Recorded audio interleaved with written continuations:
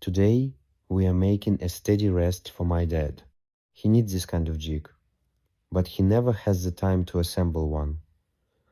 That's why I came to help today and will be assembling this convenient attachment for him.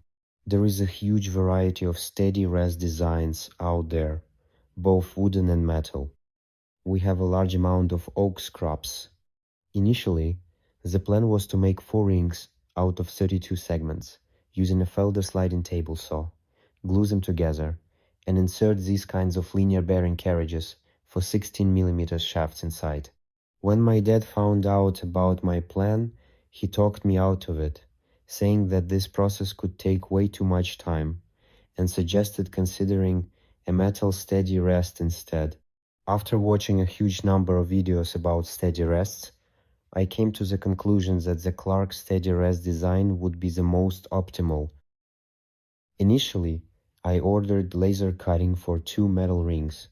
I chose the diameter so that the steady rest could be used for the maximum workpiece diameter that the lathe allows to process, which is 24 inches. As a result, the inner clearance turned out to be 92 centimeters. With a ring width of 7 centimeters, it made for an impressive structure with a diameter of 99 centimeters. After the rings were cut, I set to work on the bushings for the 16mm diameter rods. The Clark steady rest design allows the wheels to be placed in different positions, making the steady rest very versatile and convenient for various tasks. Right now, I am simultaneously building a deep hollowing rig, and I immediately thought about making sure the steady rest wouldn't interfere with the bar, whether with a laser or a camera entering the piece, so that it's comfortable to work when hollowing out hollow forms. 8 bushings were turned and welded at approximately 45 and 22 degrees. After that, I moved on to mounting the wheel onto the shaft. Here, I made a slight error in my calculations and ordered the wrong U-brackets, so I had to simplify this setup a bit. I made holes in the 16mm CNC guide rail shaft and inserted the wheels into them. This solution turned out to be quite simple and very reliable. In the end, it resulted in a setup with a very convenient wheel placement.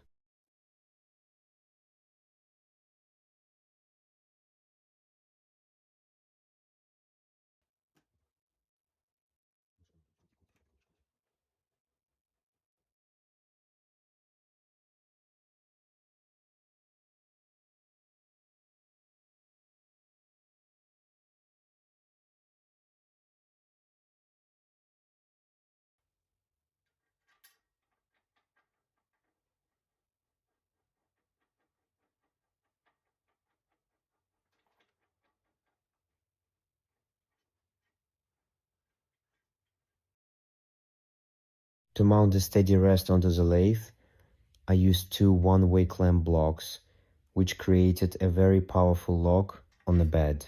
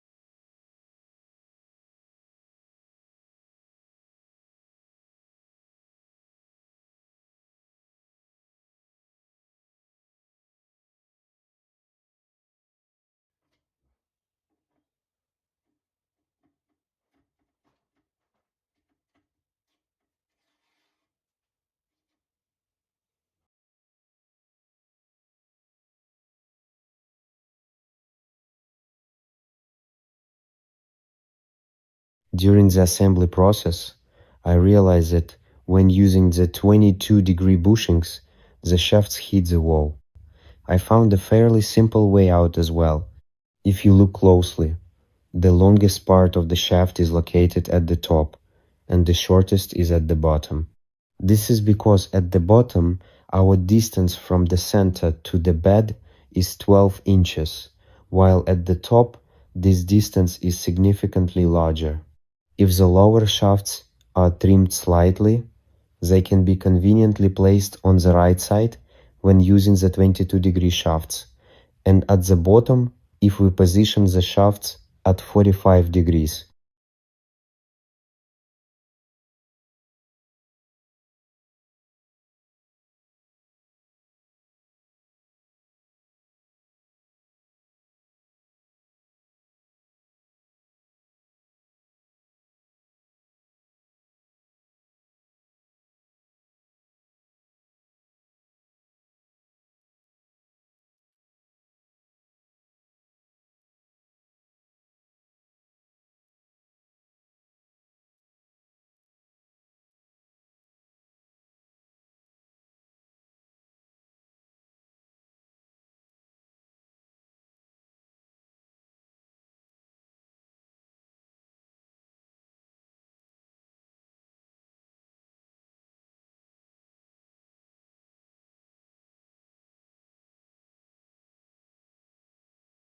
After applying an anti-corrosion primer and then a few coats of white paint, we ended up with such a beautiful steady rest.